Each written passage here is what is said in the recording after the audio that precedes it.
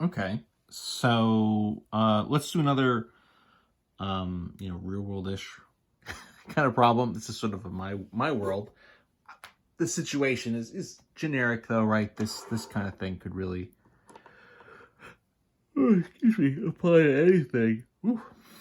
I wanted to do sort of another one, sort of similar to what we did last time, but changed up a little bit. So this case in 2019, I gave out 28 Bs, and the number of Bs was 6 fewer than twice the number of As. So how many A's did the students earn in 2019? So this is just 1 year. And what we have, right? So the number of B's is 28. And then the way this is working, right, is that number is synced up with, again, so the number of B's, right, which is 28, is 6 fewer than twice the number of A's. And then the question here is, how many A's did the students receive, right? So X is going to be the number of A's, right? My sort of unknown value here is A's. I know the B's. And essentially what I'm getting is a piece of information about the A's in terms of the number of B's, right? So it's 6 fewer than twice the number of A's is where the B's are. So 6 fewer than twice, right? So that's 2 times X, twice the number, right? 6 fewer, 6. Fewer means subtraction. So if we sort of put this all together, right? So the number of B's is 28. And then that's going to be the same thing as, right, 6 fewer than twice, right? So 2 times X, and then we're subtracting the 6 afterwards, right? So our equation looks like that. To solve it, this would be sort of 2 steps, right? I only have the X's over here, so I'll add this 6 to both sides, right? So 28 and 6 is 34. So that's going to equal to 2x. And then to get the x by itself, so to solve this equation, it's just a division by 2, right? Divided by 2. And that's going to get me 34 over divided by 2 is 17. And that's x. And x, of course, is my number of A's. What are we asking for? How many A's did the students earn in 2019? Well, 17 is our number. If we check it, right? If I check it, right, I'm doing 2 times 17, double it, right, minus 6. So that's 34 minus 6 gets me back to this 28, right? My number of B's. Everything checks out here. And it seems like we're good to go. So let me see if I can squeeze 2 more of these in. I wanted to do a couple sort of geometry style. In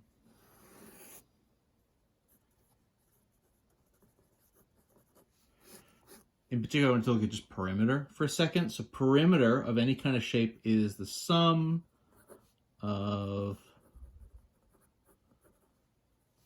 all the lengths of the sides of a shape. So your perimeter is sort of the distance all the way around. Oh, let me shift this up so everything is in frame.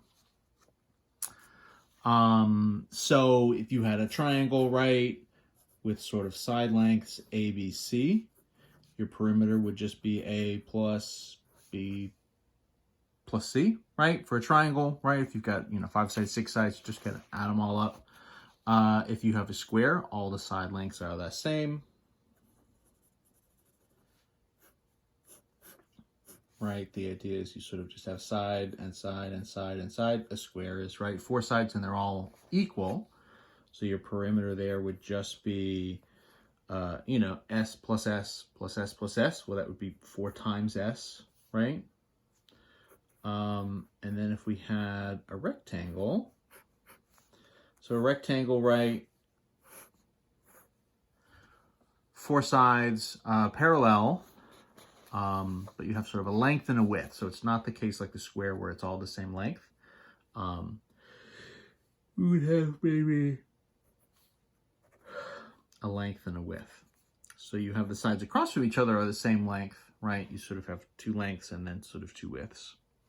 And so your perimeter there, right, would be L plus W plus W, but two L's would be 2L, right? And then two W's would be 2W.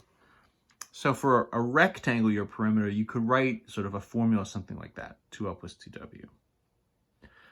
So just a little bit of reference here stuff. Let's look at an example, right?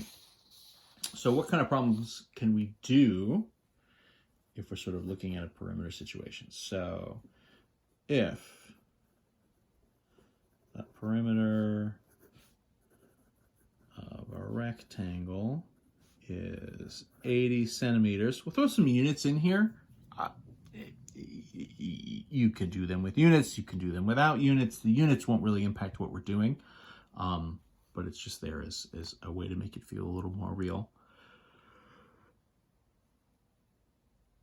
So the perimeter is 80 centimeters, and the length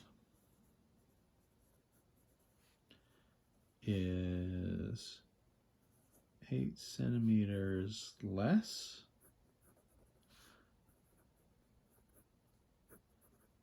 than the width. So you've got a perimeter, right, is 80, and then your sort of comparison here is, okay, so you've got the length and the width, and we know the relationship here is the length is 8 centimeters less than the width. So then the question we're going to answer is, what is the length and the width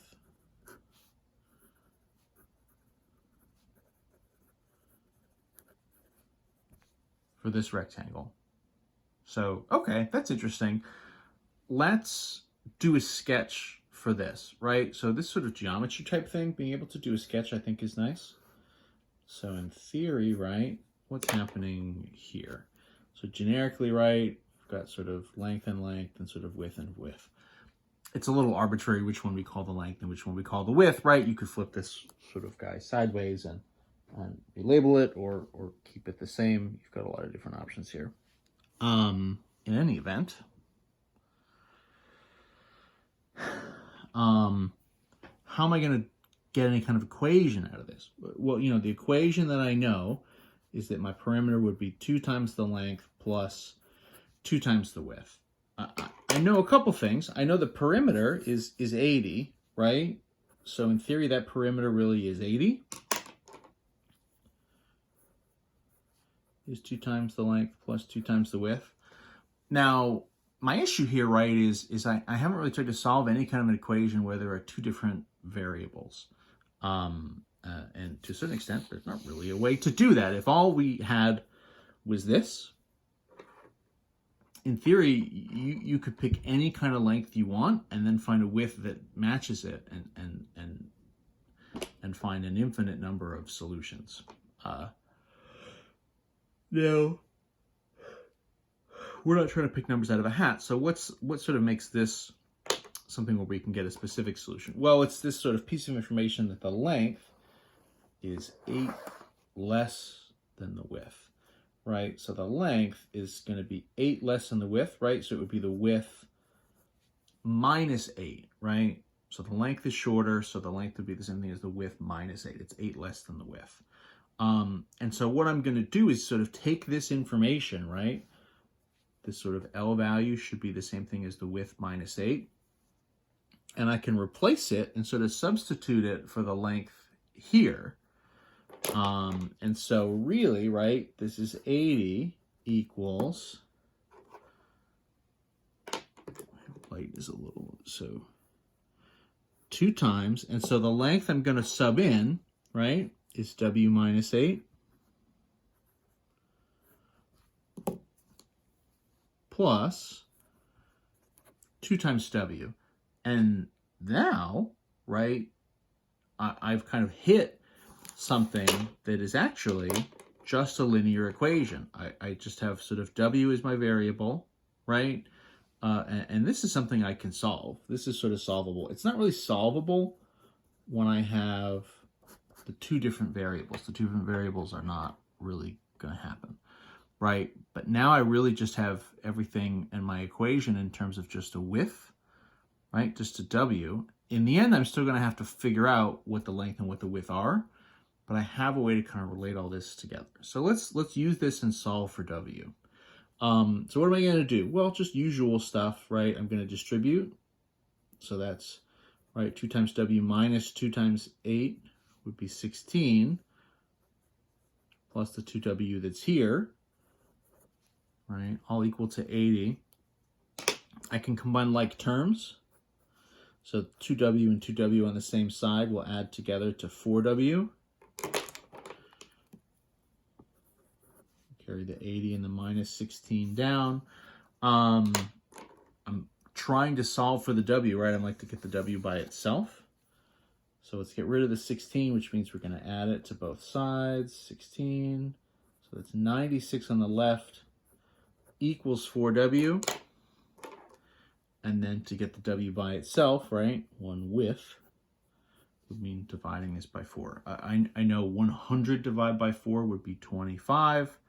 96 is 4 less than that, so 96 divided by 4 would be 24. You can check it, right? You can do 4 into 96 over on the side.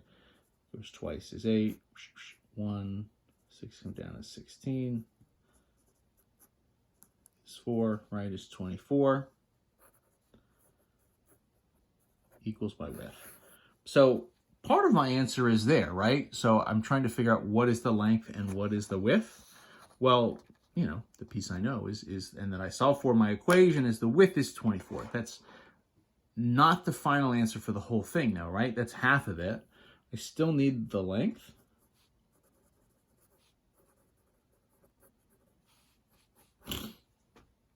And so how am I going to get that? Well, what I'm going to do is sort of reference back this sort of extra piece of information we started with, and we sort of have as almost like its own little equation over here, right? The relationship between the width and the length is that my length should be 8 less than the width, aka, right, it should be W minus 8. So now if I know that the width on my rectangle here is 24, I can sub that in, right? I'm going to end up with my length is 24 minus 8, which would be 16. So the relationship here, right, is going to be that my length on this rectangle is 24. My length is 16. My width is 24, right? If I added them up, 24 and 24 plus 16 and 16, 24 and 24 is 48. 16, 16 is 32. 48 and 32, yeah, would get me right to 80. Right, so this kind of stuff, perimeter stuff, you know, for a rectangle, you could do this. You know, you could do triangle ones where you have, you know, side A is you know, 2 feet more than side B, and side C is 3 feet more than side B or something, right? You can get relationships going there and just sort of add them all up to whatever your given perimeter is. There's a number of different variations here. But that's where I'm going to stop. So that's 3.5, which means that's the end of chapter 3. So nice work.